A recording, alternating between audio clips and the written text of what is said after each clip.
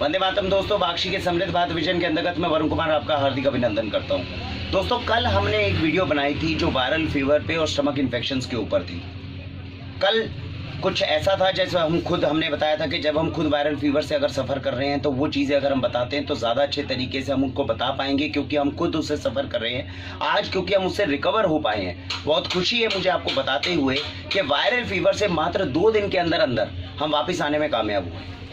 क्या कुछ ऐसा है जो हम अच्छा कर पाए हैं, या इससे कुछ भी अच्छी चीज़ है जो हम सीख के बाकी लोगों के अंदर स्वास्थ्य के अंदर, वर्धन के अंदर कुछ मदद कर सकें? आज की इस वीडियो के अंदर हम डिस्कस करने का, इन सारी चीज़ों को डिस्कस करने की कोशिश करेंगे।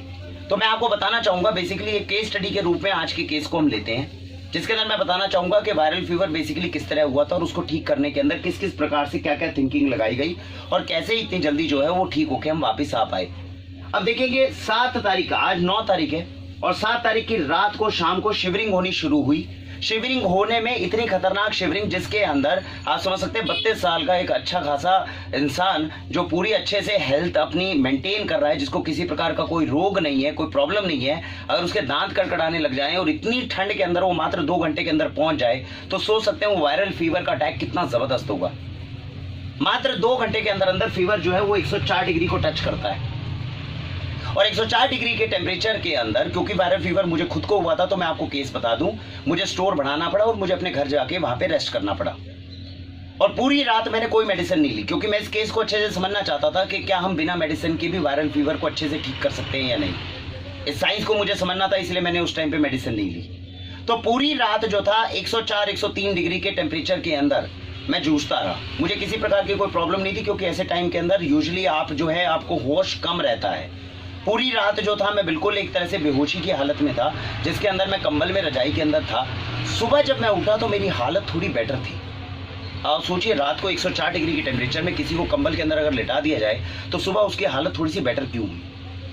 इससे मुझे 2 चीज़ों का पता चला, जैसा मैंने कल के सिद्धांत में बताया। मैं आपको बता दूं, अगर आपने हमारी कल वाली वीडियो नहीं देखी तो पीछे नीचे जो है डिटेल सेक्शन के अंदर लिंक दिया हुआ है, इसके ऊपर तुरंत क्लिक करें। वो वीडियो आप देखेंगे तभी आज वाले कॉन्सेप्ट को आप समझ पाएंगे। ये उसी का पार्ट 2 है बेसिकली। तो अब हुआ क्या था कि रात भर में 2 चीजों ने काम किया। क्या काम किया?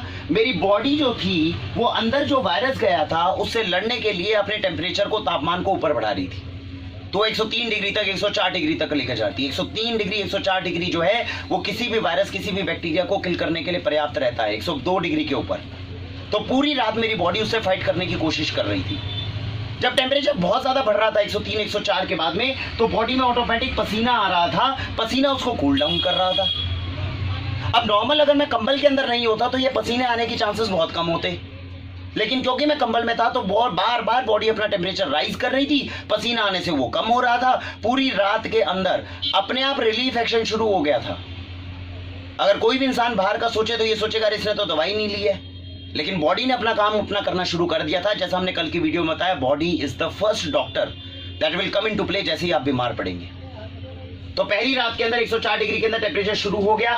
पूरी रात बॉडी को रेस्ट दिया गया, बॉडी को अपने काम को, पहले डॉक्टर को मदद के लिए बुलाया गया जो ऑटोमेटिकली काम कर रही थी और वो अपने आप ट्रीट होना शुरू हो गई। अब 104 डिग्री के टेम्परेचर के साथ में जब अगले दिन शुरू हुए, अगले दिन सुबह जब उठे तब तो हालत ठीक थी, लेकिन 1 घंटे 1.5 घंटे के बाद में हालत फिर से खराब होनी शुरू। फिर से 103-104 डिग्री का टेम्परेचर जो था वो होना शुरू हुआ, लेकिन स्टोर पे आने की हिम्मत रखी गई। फिर दोबारा सिद्धांत हमारा प्रूव करा गया। अगले दिन भी स्टोर दोबारा खोला गया, समय पे खोला गया, क्योंकि मानसिक शक्ति, जैसा मैंने कल बताया था, आपकी मन की शक्ति पूरी रहनी चाहिए। आप बुखार को, वायरल फीवर को अपने ऊपर हावी होने देंगे, वो हावी हो जाएगा। आप कहेंगे नहीं कुछ नहीं हुआ, I will fight with it, कुछ नहीं होने वाला। आगे आराम से स्टोर पर बैठे गए, अभी भी कोई दवाई नहीं ली गई। अब जब स्टोर पे बैठे हुए थे तो टेम्परेचर ऊपर जा रहा था, टेम्परेचर नीचे आ रहा था। अब ये पूरा दिन जूझते गए। रात को अगले दिन शाम तक हालत बहुत ज्यादा खराब हो गई, जिसके अंदर काफी हद तक, क्योंकि कोई मेडिसिन नहीं ली गई, कोई सपोर्ट नहीं लिया गया, तो हालत काफी ज्यादा खराब हो गई। तो घर वालों को जब पता चला, जाहिर सी बात है, डॉक्टर को विजिट कराया गया। डॉक्टर ने एक एंटीबायोटिक लिख दी, एक एंटी एलर्जिक लिख दी, एक पैरासीटामोल लिख दी। और सबसे बड़ी बात, देखिए मैं किसी के भी अगेंस्ट बात नहीं करता, लेकिन डॉक्टर्स भी जरूरी नहीं कि जो भी डिसीजंस लें वो बिल्कुल सही लें। डॉक्टर को जब पता चला आपने कल शाम से कोई दवाई नहीं ली है, तो डॉक्टर ने पैरासीटामोल के साथ में लिख दी निमेसुलाइड। मैं आपको बता दूं, निमेसुलाइड एक ऐसा सॉल्ट है जो इस वक्त भारत में बैन हो चुका है। डॉक्टर्स यूजुअली लिखते नहीं है और लिखना चाहिए भी नहीं। पैरासीटामोल से ऊपर कई ज़्यादा ऑप्शंस होती हैं। 500 mg की काम नहीं कर रही तो 650 mg की काम कर सकती है। पैरासीटामोल बुखार के अंदर कम करने में मदद कर सकती है, सेफ ऑप्शन है। अगर आप बात करते हैं पैरासीटामोल से ऊपर तो मेफेमिनिक एसिड आता है एक, तो वो जो है वो लिया जा सकता है। वो इसके अंदर ज़्यादा अच्छा ऑप्शन हमारे लिए क्रिएट हो सकता है, लेकिन फिर भी निमेसुलाइड लिखी गई। ठीक है, डॉक्टर ने कही थी तो ये चारों दवाइयाँ जो थी लेकर सो गए। और उसके बाद में अगले दिन सुबह जब हमारी दवाइयाँ जो थी वो सारी ले ली गई थी, उसके बाद में जो अगले दिन सुबह आपने ली तो आपकी हालात जो थे वो और ज़्यादा बेटर आपको दिखने लगे। और आज जो मैं आपके सामने सुबह खड़ा हूं तो ये काफी ज्यादा स्वस्थ खड़ा हूं। अब जो कुछ इसके अंदर किया गया वो क्या सब कुछ सही था? समझने की बात ये है केस स्टडी के अंदर कि जैसे इसको डील किया गया, क्या ये सब कुछ सही किया गया था? तो कुछ मैंने किया वो सब कुछ सही नहीं था, लेकिन मुझे लगता है कि इस एक्सपीरियंस के बाद में शायद हम इसमें थोड़ा सा इम्प्रोवाइजेशन करके इसको थोड़ा सा और बेटर कर सकते हैं। कैसे कर सकते थे? जब रात को 104 का बुखार हुआ था तो 104 का बुखार हुआ था, लेकिन उस टाइम पर अगर घर के किसी सदस्य को इस तरह का बुखार हो तो उसको ऑब्जर्वेशन में लेना चाहिए। ऑब्जर्वेशन में लेने के बाद में देखना ये चाहिए कि 3 घंटे 4 घंटे के बाद में 103 104 का बुखार अगर कंबल के अंदर हो रहा है तो क्या उस इंसान को पसीना आ रहा है कि नहीं आ रहा है। अगर पसीना आ रहा है और अपने आप बॉडी बार बार ठंडी हो रही है, बार बार गर्म हो रही है, तो छेड़िए मत। अभी आपका पहला डॉक्टर बिल्कुल सही काम कर रहा है, वो अपने आप टेम्परेचर को राइज कर रहा है ताकि बैक्टीरिया वायरस को किल करे, और जब जरूरत से ज्यादा टेम्परेचर बढ़ रहा है तो उसको खुद ही ठंडा कर रहा है ताकि किसी भी तरीके से जो बुखार है वो दिमाग में ना चढ़े। तो उसमें आपकी इंटरफेरेंस की आवश्यकता नहीं है। लेकिन इस मैकेनिज्म के अंदर कई बार बॉडी का ये डॉक्टर फेल हो जाता है। 103 104 डिग्री का अगर टेम्परेचर हो तो कई बार पसीना नहीं आता। अब आपको 4 घंटे हो गए, 5 घंटे हो गए, पसीना भी नहीं आ रहा, लगातार 103 104 डिग्री का टेम्परेचर चल रहा है, उस टाइम पे आपको मदद करेगा पैरासीटामोल। पैरासीटामोल जैसे ही आप देंगे मात्र आधे घंटे के अंदर बॉडी पसीना छोड़ना शुरू करेगी और बॉडी के टेम्परेचर को थोड़ा थोड़ा डाउन करेगी। बस इतना ही सपोर्ट मैकेनिज्म इस वक्त वायरल फीवर में काफी आवश्यक है, इससे ज्यादा की आवश्यकता नहीं है। अब इसके अलावा घरेलू उपचार की तरफ जा सकते हैं। तुलसी और अदरक, घर के अंदर तुलसी भी है, घर के अंदर अदरक भी है। तुलसी के पत्ते सबसे बेस्ट, सबसे ऑर्गेनिक तुलसी मैं हमेशा बोलता हूँ आपके आंगन में। अगर आप मेरी तरह आलसी हैं, जिनको लगता है मेरे आंगन में तुलसी लगी है, मैं फिर भी इतना आलसी हूँ, मैं बाहर जाके तोड़ के लाने के लिए भी आलस कर जाता हूँ, तो ऐसी आपको ऑर्गेनिक टीज मिल जाती हैं मार्केट के अंदर। लेकिन सबसे अच्छी ऑर्गेनिक तुलसी जो है वो आपके आंगन में। तुलसी के 5 पत्ते तोड़कर लेकर आइए, थोड़े से अदरक को डालिए, पानी में पकाइए और इसका काढ़ा पीजिए। तो तुलसी और अदरक जो है ये सारे बैक्टीरियल इन्फेक्शंस को, नेचुरल एंटीबायोटिक है, इस तरह के बुखार को उतारने में, इस तरह के इन्फेक्शंस को किल करने में मदद करेगा। तुलसी हो गई, अदरक हो गई, थोड़ी सी दालचीनी भी डल सकती है। लेकिन क्या होगा, तुलसी अदरक दालचीनी दिन में 2 ही बार पी सकते हैं। 3-4 बार पियेंगे तो क्या होगा, ड्राइनेस, अंदर खुश्की होनी शुरू हो जाएगी।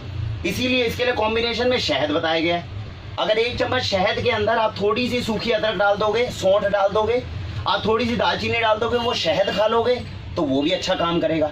शहद 100% ऑर्गेनिक होना बहुत जरूरी है। आपकी अदरक और दालचीनी तो थोड़ी सी फिर भी बाहर की चल जाएगी, शहद के अंदर 99.9% एंटीबायोटिक्स मिली होती है, नुकसान करेंगी। तो पहली बात क्या है, तुलसी और अदरक या दालचीनी का काढ़ा बना के पी सकते हैं पानी के अंदर। बहुत से घरों के अंदर देखा जाता है दूध के अंदर मिलाते हैं, दूध के अंदर मिलाने का नहीं फायदा मिलेगा। चाय बना लेते हैं, उसके अंदर तुलसी अदरक दालचीनी डालने की कोशिश करते हैं, नहीं फायदा मिलेगा।